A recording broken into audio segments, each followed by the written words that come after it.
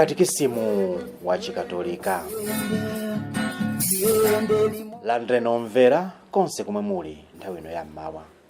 Ndabweranso ndi programu ina ya Katekismu wa Chikatolika, mmene timamva kukumbutsana ndi kuphunzitsana zimene Eklezia Katolika amaphunzitsa. Leronso muli ndine Bambo Frank Lazaro Phiri. Mu programu yathu yapita tidayamba kukambira napo za Malamulo a Mulungu.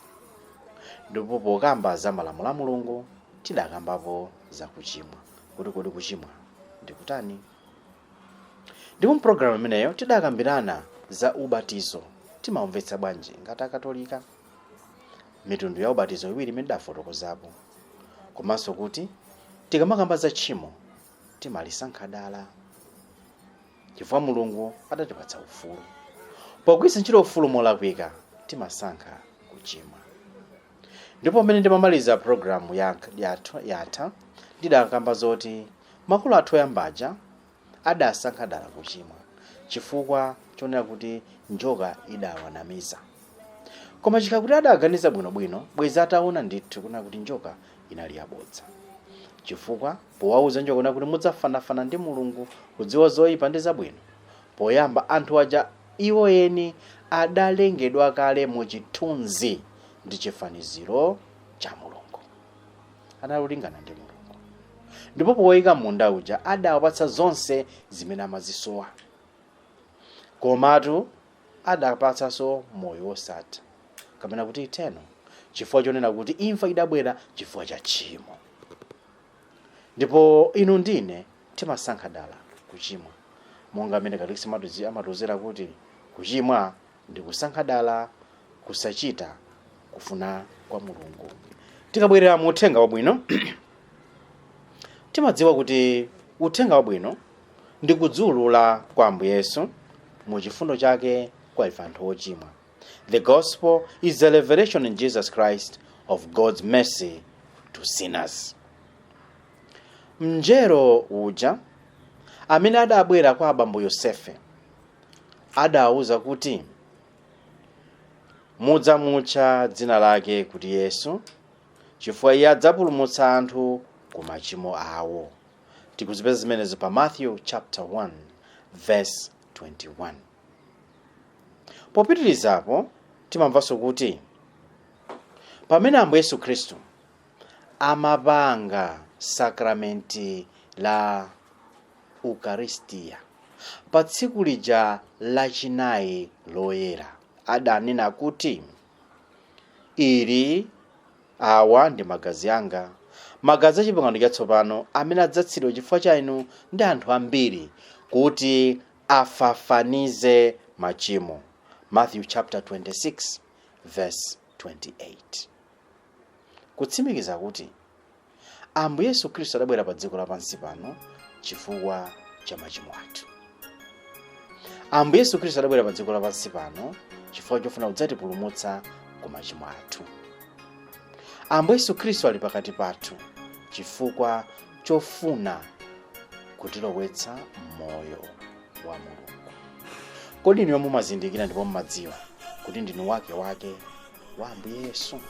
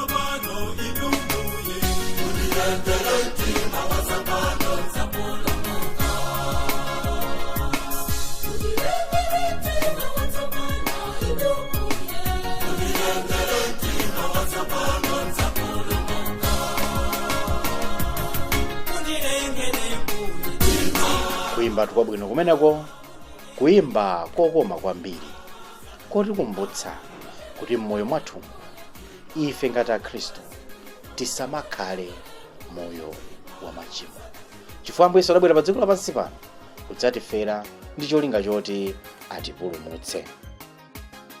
Mulungu potilenga adatilenga monga mmene iyeyo amafunira, ndipo Mulungu adatilenga ifeyo tisakufuna kapena tisakudziwa, koma adatipulumutsa ndife tomwe. Timvetse bwino pamenepo. Mulungu adatilenga ife tisakufuna kapena tisakudziwa, koma adatipulumutsa ifeyo tikudziwa. Chifukwa chani? Chifukwa Ambuye Yesu Khristu amadabwera pa dziko lapansi pano adatenga umunthu ngati wathu omwe. So God created us, but he saved us with us. Anatipulumutsa ndife chifukwa choti Ambuye Yesu Khristu ndi Mulungu weniweni komanso ndi munthu weniweni. Koma potilenga kapena kuti potipulumutsa, Ambuye Yesu Khristu adabwera kudzatipulumutsa ku moyo wathu wa machimo. Kodi nanga tchimo ndi chani? Poyamba, tchimo is against reason. Tchimo is against truth. Tchimo is against righteous or right conscience. Tchimo is a failure in genuine love for God and neighbor, caused by a perversion attached to certain goods. Number 1, muchichewa mawu amene akuti chani? Tchimo poyamba ndi chinthu chimene timachita posamvera nzeru zathu, kuganiza kwathu. Number 2, posafuna choona, truth. Kachitatu, posatsata nthumanzi yokhoza, right conscience. Ndipo tchimo ndi kulephera kukonda Mulungu ndi anzathu kwenikweni, genuine love. Tchimo limaononga umunthu wathu kapena chikhalidwe chathu ngati anthu. Komanso tchimo limaononga ubale wathu ndi anthu. Komanso tchimo limaononga ubale wanga ndi Mulungu. Tchimo timachimwira Mulungu. Chifukwa chani timatero? Chifukwa tikamakamba zoona kuti sin is an offense against God, because it's against you, you alone have I sinned and done what is evil in your sight. Timenepo timazipeza pa Psalm 51 verse ya 4. Sin is against God. You alone have I sinned. Against you alone have I sinned. What is evil in your sight I have done. Ndakuchimwira ndokha ndipo zoyipa zimene ndithulipo ndenda sichita Ambuye. Imene nditi timati tchimo. Tikamakhala abale yanga tizikanayo ndithu kumvetsa kumene kunena kuti Pokamba za chimo, tuna kuti chimo is against God. Kuchimwa poyamba timachimwira Mulungu. Fwe adatilenga ndi ubwino onse, mwa ubwino onse, koma timasankha dala kuchita zinthu zimene zikazokhala zabwino. Pochita zimenezi tuphwanya lamulo la ndani? La iye Mulungu. Timaphwanya lamulo lake lomwe la iye Mulungu. Chonsechi adatilenga in all goodness, adatilenga abwino. Pamasiku amakedzana panali nyimbo ine nthu kupe kuti mpaka na lero anthu timayimvera ndipo timayikonda. Adayimba ndapo banda amati zonse zabwino. Ndamati nthawi zina timalephera kugwiritsa ntchito zinthuzi ndipo zimaoneka ngati zoyipa, koma chonsechi Mulungu adazilenga zonsezo kuti ndi zabwino. Tifanira kuti chimo ndi kusankha dala, kusachita kufuna kwa Mulungu. That is why sin is against God. Konjezerapo, chimo is against the love of God. Tanguganizani for a minute.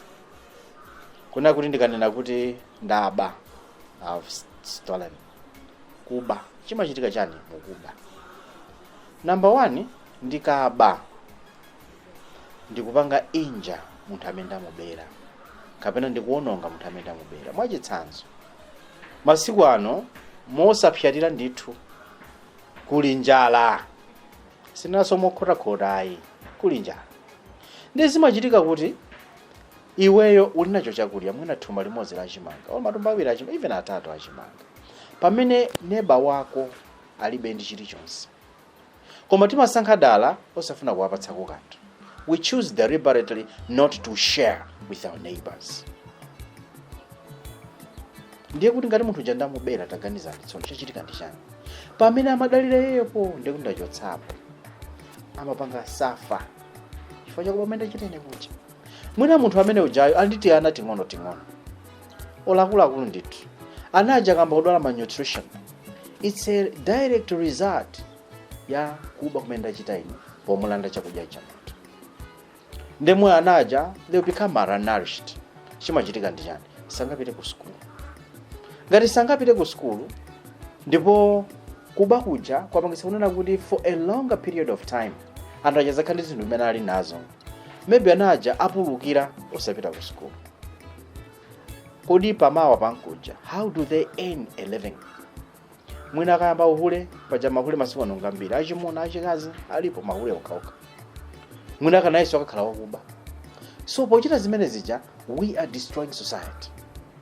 Chifukwa kuti kumene kuja kuchiwerewere kuja akakatenga matenda, what happens? Kona kwa kuba kuja akamuombera kapena akamugwira nkummenya apita ku ndende, what have we done? Nondoza unena kuti tikambakamba zonena kuti chimo is against the love of God kapena chikondi cha Mulungu. Tikuchiona chikondi chimeneje through zinthu zimene taba kwa munthu wina. Fa munthu amene uja chimene amadalira chachoka palibepo. Mapeto ake timapanga create more problems. Mavuto ochuluka ananu amene amabwera patsogolo chifukwa cha action imene achita ineja. Ndi chifukwa chake tikamana kuti chimo is against the love of God. Ndi chifukwa chonena kuti love of God ija poipanga summarize ambo Yesu adanena kuti malamulo onse kapena poifupikitsa ndana kuti malamulo onse ayikidwa malamulo awiri awa amene lili lamulo limodzi. Ndikonde Mulungu ndi mtima wanga wonse ndi nzeru zanga zonse ndi mphamvu zanga zonse. Maso ndikonde mnzanga monga mmene ndimadzikondera ine mwini. It's a law of love. Nditikanena kuti chimo is against the love of God. Ndizoona zenizeni ndithu kunena kuti chimo lililonse ndiye kuti anthufe kapena mutichita nchimolo sitikukonda kukonda kwa Mulungu. Mulungu amatikonda ndi mtima wonse. Amatikonda monga metena kukondera. Ndipo amayembekezanso kuchokera kwa ife kuti tikondera. So ngati chimo is against the love of God, zontho zonena kuti nthawi yonse imene ndachimwa ndikukana chikondi cha Mulungu. Chifukwa ninji ndikambera mzanga uja ndiye kuti I am not seeing the image of God in my neighbor. sindikuona chikondi cha Mulungu mwa anzanga. Posiona kuona chikondi cha Mulungu mwa anzanga, zikutanthauza zonse kunena kuti ineyo moyo mwanga chikondi cheni choona mulibemo. Pomwe kuli muli chikondi choona ndiye kuti sibwenzi nditaba, sibwenzi nditapha, sibwenzi ndita chita kaduka ndikatundu wanu wena, sibwenzi nditalanda mkazi kapena mwamuna wa wake. Popanga zimenezo I don't love. Ndikamangochita zokhazi ndiye kuti sindikukonda. Chimo is against the love of God. Chimo ndiye kuti kusakonda kukonda kapena chikondi cha Mulungu. Kenako tikamakamba za chimo, timakamba zoti chimo lilitu kapena machimo ali pa mitundu. Pali machimo akuluakulu ndiye pali machimonso ang'onoang'ono. Kalata ya kwa Galatiya imatiuza bwinobwino zakusiyanitsa kwa ntchito za thupi, works of the flesh, with the fruit of the spirit. Ntchito za thupi potengera mmene Mulungu mzimu kapena mzimu wa Mulungu ungatichitire. Komanso ntchito za thupi zimene timachita, kalata imene imatiuzanso zinthu ngati chigololo, sorcery, umfiti, strife, anger, mkwiyo, jealous, sanje kaduka, selfishness, kudzikonda, drunkenness, uchidakwa. Zonsezi ndi machimo amene kalata ya Paulo kwa Galatiya amatiuza bwino. Ndipo tikamaona machimo amenewa palitu zigawo ziwiri. Number 1, machimo akuluakulu. Number 2, machimo ang'onoang'ono. Tikamakhala ngati akhristu tiziweza zimenezi kuti machimo akuluakulu timawachita, komanso pali machimo ang'onoang'ono amene timawachita, koma usewa ndi machimo amene ife tinokhala ndi nthumanzi yake yoti tizindikire kuti machimowa sitikuyenera kuwachita. Leroto timakambirana kapena upitiza kukambirana za machimo, ndipo tikumaliza nkunena kuti machimowa alipo mitundu, ndipo machimowa amagawidwa mu zigawo ziwiri: machimo akuluakulu komanso machimo ang'onoang'ono. Mpaka sabata ina pamene zabweranso ndi programu ina ya Katekismu wa Chikatolika. Ine Bambo Frank Lazaro Phiri ndikukufunirani tsiku labwino.